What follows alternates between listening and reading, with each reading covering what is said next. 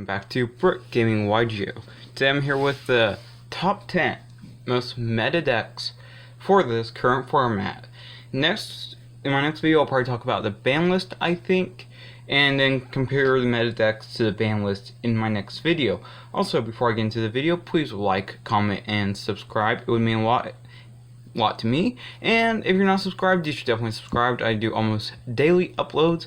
I did miss one of my uploads. That's supposed to be a daily upload, but I will be right back on this game of doing an upload every single day. Also, please go check out my Twitch. I will be streaming today at in the afternoon-evening, depending on where you live, and I will include all of the times down below, as well as the information to go find my Twitch at BrickGamingYuGioh1. So let's get right into this video. Starting off with the 10th place deck. Now I don't really want to call it 10th place, to be honest, but basically the first 5 decks are range between tier 2 to rogue decks, and the first few are going to be definitely the most closest to rogue, and then the top 3 decks in this video will be the decks I think have the most likely chance of doing well this format. So starting off is first Orcus. I think Orcus can still do stuff. They still have amazing combos in their deck, and they can still easily just win the games outright. The Danger build isn't as good anymore, but you can do this Graph build and do insane combos with it. So I would highly recommend giving the deck a try. I believe it's rogue at best, but it can still do stuff, and I believe that people can still top with it. Next deck is Salamangreat. I think Salamangreat is also rogue at this point. You can still do stuff, but it just loses to a lot of hand traps. It loses to stuff like Nibiru or Darkru, not Darkru no more, but to anything that really prevents them from special summoning a lot. Like if you're able to limit their summons or prevent them from doing a play, the deck's very fragile and it's kind of like a glass cannon now. So that's why I would compare it more to rogue. Also, if you guys have any differing opinions during this video, please let me know in the comments below, and I'm open to a discussion about what deck you think is the best for this format. Next is Medolce. Now this is getting into tier 2 / tier 1.5 range at this point, but I think Medolce definitely can do a lot, and it's a very good deck overall, and it's not even like bad at all in any way, shape, or form, and it has very good matchups either going first or second, and can just steal games, especially from inexperienced players who don't know what Medolce do. Next is Dinosaurs. I think Dinosaurs are making a comeback this format and are going to be one of the top contenders. I think the deck's only problem is that it can brick if you don't get your ratios perfect. And even if you get your ratios perfect, there's still a chance of bricking this deck, and when you brick in this deck, it's a game over. So it comes down to a little bit of chance on whether or not you're going to brick, but if you can manage to get good hands with this deck, the deck is almost unbeatable, except for against maybe like the top 2 or 3 decks that I will be talking about. Next tier 1.5 / tier 2 deck is Altergeist. I think Altergeist is still very amazing. I think the biggest problem with this deck right now is that there aren't enough players playing it, and the players who are playing it have maybe a little bit lack of knowledge on how to play the deck. So the thing about Altergeist, and I've had a lot of experience with this deck, so I can speak on this deck a little bit more in depth, is that players who play it, they need to spend a lot of time working with the deck, making it better, and coming up with the best build. So building the deck is the first step. Then you have to know like every single matchup in the meta and what every single deck does. And then on top of that, you also have to be very skilled in the way you play the game. So overall, this deck can be just a very hard starting deck or a very hard deck to pick up. So my recommendation is give it a try. If it's not your thing, that's fine, because the whole deck is like $20 for the whole deck, $25, maybe a max rarity. The deck is very affordable, so I would definitely tell you, give this deck a try. If it's not your thing, that's perfectly fine, but it's a good deck to have, and it's very affordable, and you can play budget builds of it.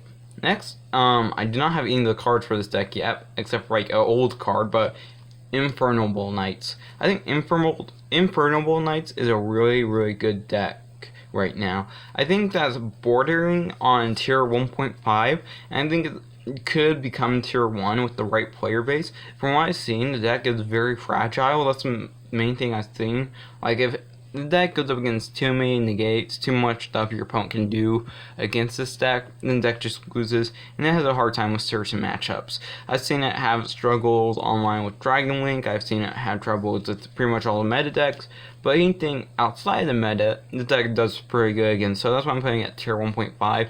Because it doesn't do very well against tier 1 decks from what I've seen, but it does really good against pretty much all of the other decks. But that's just from my own view, I don't know too much about the deck, so if you're more well informed on the deck than me, please let me know, but that is my personal opinion.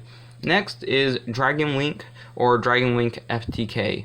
This deck is right now in my, right on the border at tier 1. I think it can win tier 1 against the other tier 1 matchups, but I think it also can easily win against tier 1.5 and beyond.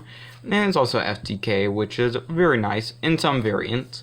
So I think the deck definitely can do a lot, and it's definitely a deck to look at this format for someone to play. It's a little bit overpriced, at least from the builds I've seen. It's a very expensive deck, but if you're willing to put in time, money, and effort, it could be definitely a very good deck to try out and do well with. Now moving into the top 3. The top 3 are all decks that are going to be meta contenders for the foreseeable future, and all do insane things in their own rights. First off is Dogmatica Shadell, or Dogmatica Invoked. I think Dogmatica, just as an engine, is amazing, and I've seen firsthand like this deck do insane things with its turns and just have insane options just to win games super easily. You can pretty much do anything you want with Dogmatica, but I think the best build is like the Invoked build with the Shadells in it. You can just do so much cool stuff with the App Cologne Send with the one Dogmatica girl. Oh my gosh, it's just a very, very insane deck, and I would recommend people giving it a try. I think it's a little bit overpriced for what it is right now, but give it some time, and I think you'd probably find better prices in the future on it. And overall, it's a very good deck. Next is Eldlich. Eldlich is amazing. It's one of the best decks. You have almost infinite resources unless you go late game. You can do a synchro build, you can just do pure Eldlich, you can do going second build. Pretty much everything works with this deck. This is one of the few decks that is just super splashable and can be used as an engine in pretty much anything. So I would highly recommend giving this deck a try. It's very, very powerful, very OP in some respects against certain matchups, but it still can lose to stuff.